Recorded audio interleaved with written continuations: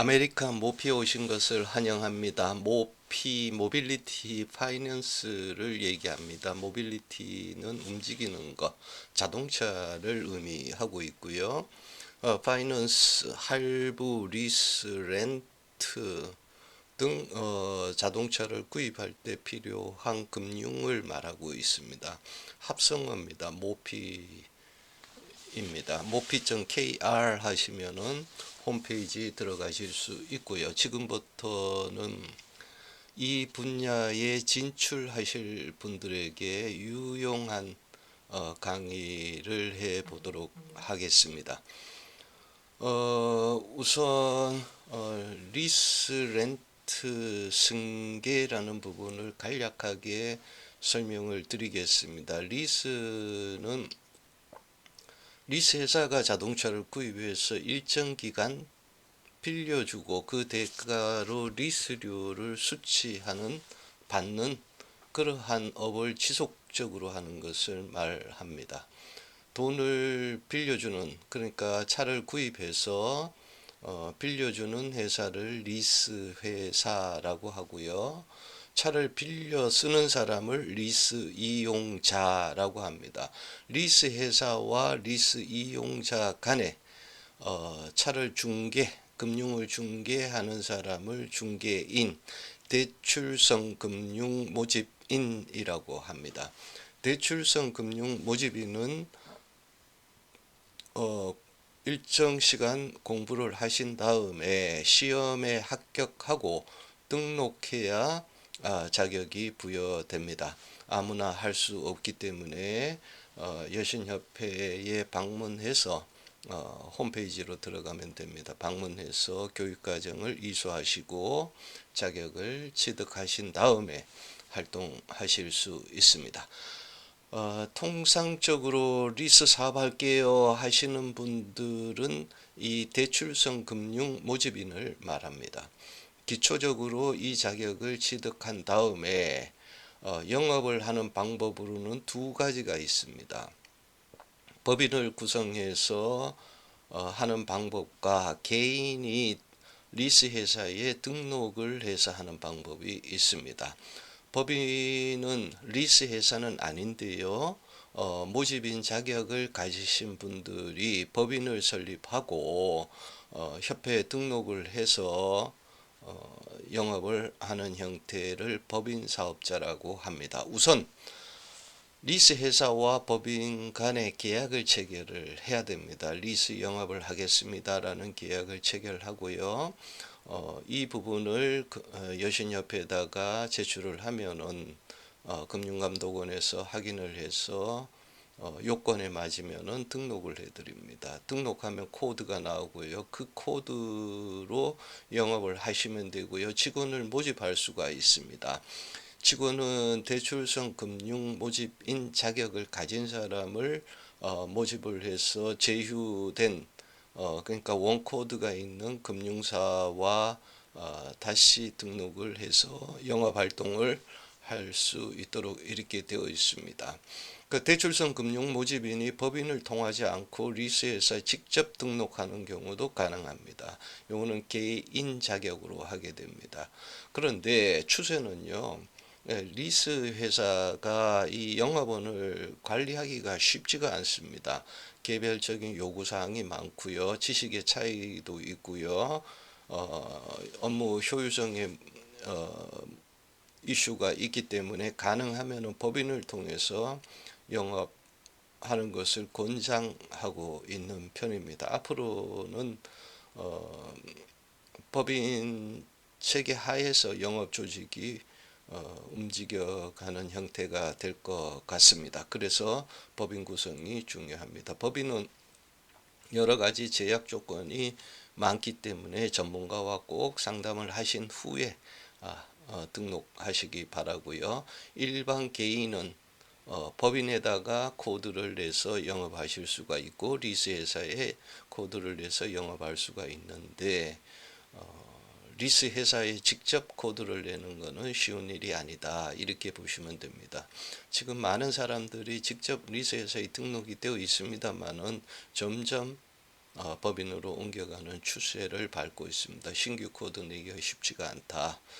법인으로 등록해서 영업은 똑같고 수입도 똑같기 때문에 그쪽으로 유도해서 체계적으로 관리해 가려는 움직임이 보이는 것 같습니다. 이 정도 하시면 되고요. 그 다음에 리스 사업을 하겠다, 법인 사업을 한다는 의미로 보시면 되고요. 개인이 직접 하실 수도 있기 때문에 그는 판단해 보시면 좋겠습니다. 잘 안 되면은 모피로 연락 주시면은 상황을 들어보고 판단을 해 드릴 수 있도록 하겠습니다. 이렇게 해서 리스 영업은 시작하실 수 있고요. 렌트는 특별한 제약이 없습니다. 단순하게 차를 빌려주고 사용료 대가를 회수하는 제도이기 때문에요. 중간에 영업하시는 분의 자격을 별도로 요구를 하지가 않습니다. 누구나 하실 수 있습니다. 그런데 누구나 영업을 할 수가 없는 부분이 있습니다. 그 차를 사와야 되잖아요. 차를 사오려면은 목돈이 들어가잖아요. 예, 그 목돈을 꾸준히 지원해 줄 수 있는 회사가 필요합니다. 렌트 회사라고 합니다. 렌트 회사와 계약을 해서 전속으로 판매를 하겠습니다라는 계약을 맺어야 영업이 가능해지거든요. 그래서 뭐 특별한 요건은 없습니다만은 그래도 렌트 회사를 선정하신 후에 영업을 하겠다는 약정을 체결하고 영업을 하실 수 있습니다. 승계는요, 리스를 약정을 해놨는데 다 채우지 못했어요. 중간에서 변화가 생겼다는 얘기입니다. 그러면은 약속을 불이행하게 되는 거잖아요.